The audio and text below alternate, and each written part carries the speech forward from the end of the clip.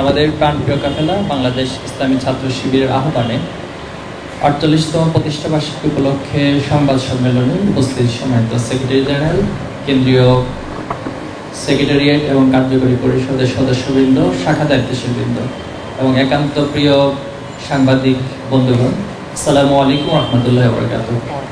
আমি আশা করছি সবাই ভালো আছেন, সুস্থ আছেন। আপনাদের সুস্থতা কামনা করছি। সম্মানিত উপস্থিতি, আমরা শুরুতেই বাংলাদেশ ইসলামী ছাত্র শিবিরের পক্ষ থেকে দেশবাসী, ছাত্র সমাজ, সাংবাদিকবৃন্দ, সারা দেশের শিক্ষার্থীবৃন্দ, দেশে এবং প্রবাসে আমাদের শুভাকাঙ্ক্ষীবৃন্দ সহ সবাইকে ছাত্র শিবিরের ৪৮তম প্রতিষ্ঠাবার্ষিকীর শুভেচ্ছা জানাচ্ছি। আমরা মহান আল্লাহ তাআলার কাছে কৃতজ্ঞতা এবং শুকরিয়া আদায় করছি, যার অসীম অনুগ্রহ এবং রহমতে অগণিত শহীদের রক্তস্নাত পথ পেরিয়ে হাজার হাজার আহত বন্ধুত্ববরণকারী তরুণের ত্যাগের মেয়াদ অতিক্রম করে বাংলাদেশ ইসলামী ছাত্র শিবির আজ ৪৮তম বছর পূর্ণ করেছে। আলহামদুলিল্লাহ। দরুদ সালাম পেশ করছি বিশ্ব মানবতার মুক্তির দূত হযরত মুহাম্মদ মুস্তাফা সাল্লাল্লাহু আলাইহি ওয়াসাল্লামের প্রতি। আমরা গভীর শ্রদ্ধার সাথে স্মরণ করছি যারা এই জমিনকে ইসলামের আলোয় আলোকিত করার জন্য তাদের জীবনকে উৎসর্গ করেছেন। বিশেষভাবে ইসলামী ছাত্র শিবিরের প্রথম কেন্দ্রীয় সভাপতি শহীদ মীর কাশেম আলী, দ্বিতীয় কেন্দ্রীয় সভাপতি শহীদ কামরুজ্জামান সহ জাতীয় সকল নেতৃবৃন্দ এবং যারা ইসলামের পথে, আল্লাহর পথে তাদের জীবন দিয়েছেন, আমরা সকলের শাহাদাতের সর্বোচ্চ মর্যাদা কামনা করছি। আল্লাহু আমিন। যারা এই আন্দোলনে আহত হয়েছেন, পঙ্গুত্ব বরণ করেছেন, মামলার ভুক্তভোগী হয়ে জুলুম নির্যাতনের শিকার হয়েছেন, আমরা তাদের জন্য আল্লাহর কাছে উত্তম প্রতিদান কামনা করছি। গভীর উদ্বেগের সাথে স্মরণ করছি ছাত্র শিবিরের শত শত গুম হওয়া ভাইদের মধ্যে অনেককেই হত্যা করা হয়েছে, আবার অনেক ভাইদেরকে আহত এবং পঙ্গুত্ব অবস্থায় কারাগারে তোলা হয়েছে। অনেকে আমাদের মাঝে এখনো আহত পঙ্গুত্ব অবস্থায় রয়েছেন, কিন্তু ৭ জন ভাইকে এখনো পর্যন্ত আমরা কোনো ধরনের সংবাদ, কোনো খবর প্রশাসন সহ কেউ আমাদেরকে দিতে পারেনি। ইসলাম বিশ্ববিদ্যালয়ের মেধাবী ছাত্রনেতা ওয়ালিউল্লাহ এবং আল মুকাদ্দাস, রাজধানীর আদাবরের হাফেজ জাকির হোসেন, বেনাপোলের রেজওয়ান হোসেন, বান্দরবনের জয়নাল হোসেন এবং ঝিনাইদহের মোহাম্মদ কামরুজ্জামান, এই ভাইয়েরা কোথায় আছে, কী অবস্থায় আছে, এখনো পর্যন্ত তাদের পরিবার এবং আমরা কোনো সংবাদ জানি না। আমরা আল্লাহর কাছে দোয়া করছি, আল্লাহ তাআলা আমাদের ভাইদেরকে সুস্থ রাখুন এবং আমাদের মধ্যে ফিরিয়ে দিন। আমি কারামুক্তি কামনা করছি ঢাকা বিশ্ববিদ্যালয়ের প্রথম সভাপতি, প্রতিষ্ঠাকালীন সভাপতি এটিএম আজহারুল ভাইয়ের, যাকে বিগত ফ্যাসিস্ট সরকার অন্যায়ভাবে জুলুমের শিকার করেছেন, কিন্তু ৫ই আগস্ট পরবর্তী এই নতুন বাংলাদেশেও এখনো পর্যন্ত আমাদের আজহার ভাইকে মুক্তি দেওয়া হচ্ছে না। আমরা অতি দ্রুত এটিএম আজহারুল ইসলাম ভাইয়ের মুক্তি কামনা করছি। প্রিয় দেশবাসী, আমরা বিশেষভাবে স্মরণ করছি জুলাই অভ্যুত্থানের শহীদ আবু সাঈদ, শহীদ মুগ্ধ, শহীদ শান্ত, শহীদ ওয়াসিম, শহীদ আলী রায়হান সহ সকল বীর শহীদদেরকে, যারা জুলাই অভ্যুত্থানে তাদের তাজা রক্ত এই জমিনে ঢেলে দিয়ে বাংলাদেশকে বৈষম্যহীন এবং সম্প্রীতির রাষ্ট্রে রূপান্তরের স্বপ্ন বুনে গিয়েছেন। আহত বন্ধুত্ব বরণকারী গাজী ভাইদের সুস্থতা এবং তাদের জন্য আল্লাহর কাছে উত্তম প্রতিদান কামনা করছি। যাদের অকৃত্রিম আত্মত্যাগ এবং অনন্য সাহসিকতার ফলেই আল্লাহর অশেষ রহমতে আমরা স্বৈর শাসনের জাল ছিন্ন করে স্বাধীনভাবে মত প্রকাশ, আদর্শ প্রচার এবং চলাফেরার স্বাধীনতা অর্জন করেছি। প্রিয় ছাত্র সমাজ, জুলাই অভ্যুত্থানের পরবর্তী ৬ মাস পূর্ণ হতে যাচ্ছে, কিন্তু গণহত্যাকারী আওয়ামী লীগ এবং তাদের দোসরদের বিচার এখনো পর্যন্ত সম্পন্ন হয়নি। আমরা ভেবেছিলাম যে শহীদের রক্তের উপর গঠিত অন্তর্বর্তীকালীন সরকার অগ্রাধিকার ভিত্তিতে জুলাই গণহত্যার বিচার সম্পন্ন করবেন, কিন্তু দুর্ভাগ্যজনক হলেও সত্য, বিচার প্রক্রিয়ার দীর্ঘসূত্রিতা আমরা লক্ষ্য করছি। পাশাপাশি আওয়ামী সন্ত্রাসীদের গ্রেপ্তার পরবর্তী জামিন মুক্ত করা হচ্ছে, যা কোনোভাবেই কাম্য নয়। ছাত্রলীগ এবং যুবলীগের সন্ত্রাসীরা এখনও আমাদের ভাইদের উপর বিভিন্ন শিক্ষা প্রতিষ্ঠান সহ সারা দেশের বিভিন্ন জায়গায় গুপ্ত হত্যা, গুপ্ত হামলা পরিচালনা করছে। সরকারের গুরুত্বপূর্ণ পদে এখনো স্বৈরাচারের দোসররা অর্থের বিনিময়ে বিভিন্ন জায়গায় ফ্যাসিবাদের পুনর্বাসনের কাজ করে যাচ্ছে। সরকারের নির্লিপ্ততার কারণে পতিত স্বৈরাচার আবার মাথাছাড়া দিতে শুরু করেছে।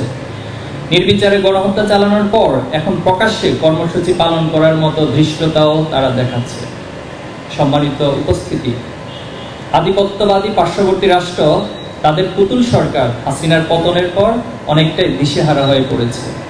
সীমান্তে উত্তেজনা সৃষ্টি ও দেশীয় দোসরদের মাধ্যমে নানা চক্রান্ত করে অন্তর্বর্তী সরকারকে প্রশ্নবিদ্ধ করার জন্য প্রয়াস চালিয়ে যাচ্ছে। আমাদের দেশের সুন্দর এবং সুশৃঙ্খল পরিবেশকে অস্থিতিশীল করতে দেশি বিদেশি চক্রান্তকারীরা বিরামহীন ষড়যন্ত্র করে যাচ্ছে। জুলাই গণহত্যার বিচার এবং রাষ্ট্রীয় কাঠামো সংস্কার ব্যতীত দেশে নির্বাচন আয়োজন করলে পুনরায় আধিপত্যবাদীদের দৌরত্ব প্রতিষ্ঠিত হবে। অন্তর্বর্তীকালীন সরকারের যে দুর্বলতা আমাদের ব্যথিত করেছে তা হলো যথাযথভাবে শহীদদের পরিবারের দায়িত্ব গ্রহণ, আহতদের সুচিকিৎসা এবং পঙ্গুত্ব বরণকারীদের পুনর্বাসন করতে না পারা। শুধুমাত্র সরকারের পরিবর্তনের আকাঙ্ক্ষায় মানুষের অভ্যুত্থানে অংশ নেয়নি। অন্তর্বর্তী সরকারের সবচেয়ে গুরুত্বপূর্ণ অগ্রাধিকার ছিল জনজীবনের স্বস্তি এবং নিরাপত্তার বিধান করা।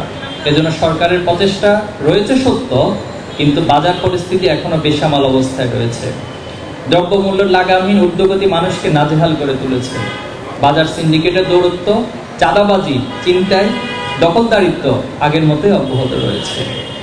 ফ্যাসিবাদের কিছু মানুষ পরিবর্তন হয়েছে, কিন্তু ফ্যাসিবাদ পুরোপুরি নির্মূল হয়নি বলে আমাদের কাছে প্রতীয়মান হচ্ছে।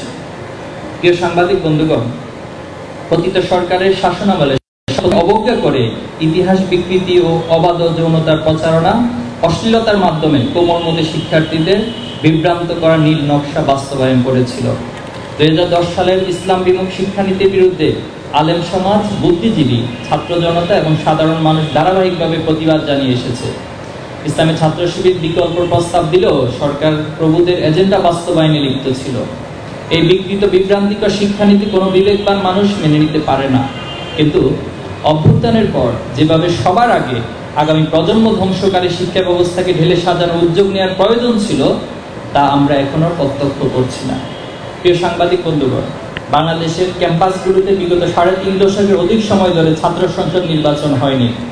অথচ শিক্ষাঙ্গনে শিক্ষার সুষ্ঠু পরিবেশ বজায় রাখা, শিক্ষার্থীদের সংগঠন শিক্ষার্থীদের দাবির বিপক্ষে দাঁড়িয়েছেন। পাশাপাশি বিশৃঙ্খলা সৃষ্টি এবং লাশের রাজনীতি শুরু করার হুমকি দিচ্ছেন। আমরা জাতির কাছে স্পষ্ট রাখতে চাই, কারা আবার এই লাশের রাজনীতি এবং শিক্ষাঙ্গনকে বিশৃঙ্খল করতে চায় তাদেরকে অবশ্যই জাতি চিহ্নিত করা উচিত।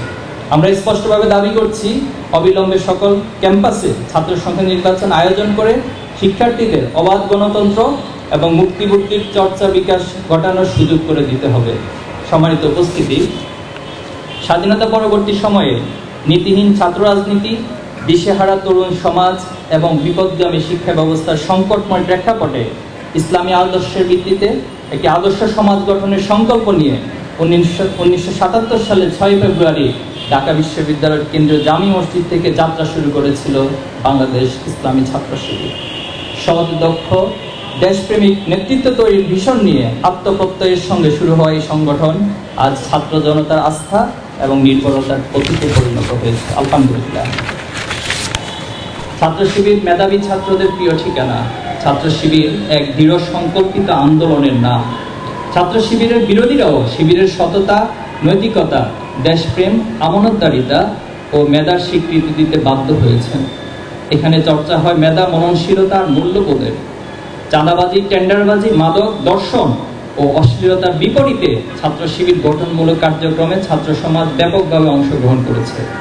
ছাত্র শিবির প্রতিষ্ঠা লগ্ন থেকেই ছাত্র কল্যাণ, সমাজ কল্যাণ, শিক্ষা সংস্কার, ছাত্র অধিকার, ক্যারিয়ার গঠন ও দক্ষতা উন্নয়ন, মেধা ও নৈতিকতার বিকাশ, সুস্থ সংস্কৃতি ও মূল্যবোধের চর্চা এবং জাতীয় সংকট নিরসন আন্দোলন সহ দেশ ও জাতি গঠনের নানাবিধ কার্যক্রম পরিচালনা করে আসছে। প্রিয় দেশবাসী, আল্লাহর অশেষ রহমতে সম্ভাবনার নতুন বাংলাদেশের প্রতি বছরের ন্যায় এবছর বর্ণাঢ্য আয়োজনের মধ্য দিয়ে বাংলাদেশ ইসলামী ছাত্র শিবির 48তম প্রতিষ্ঠা বার্ষিকী পালন করতে যাচ্ছে।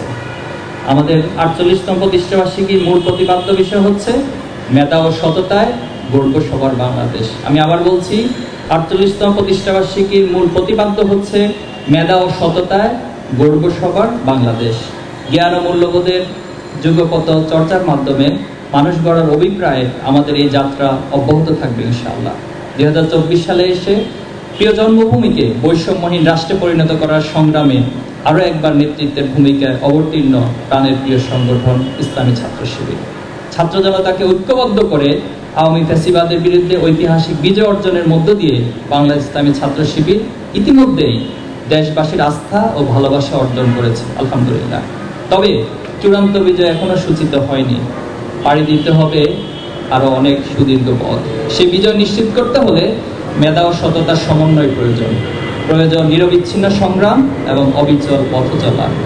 লক্ষ্য আমাদের একটি, শান্তি, সম্প্রীতি ও ইনসাফের নতুন বাংলাদেশ। সে দেশ হবে আপনার আমার, আমাদের প্রত্যেকের। সেই দেশের নাম হবে আমাদের সবার বাংলাদেশ।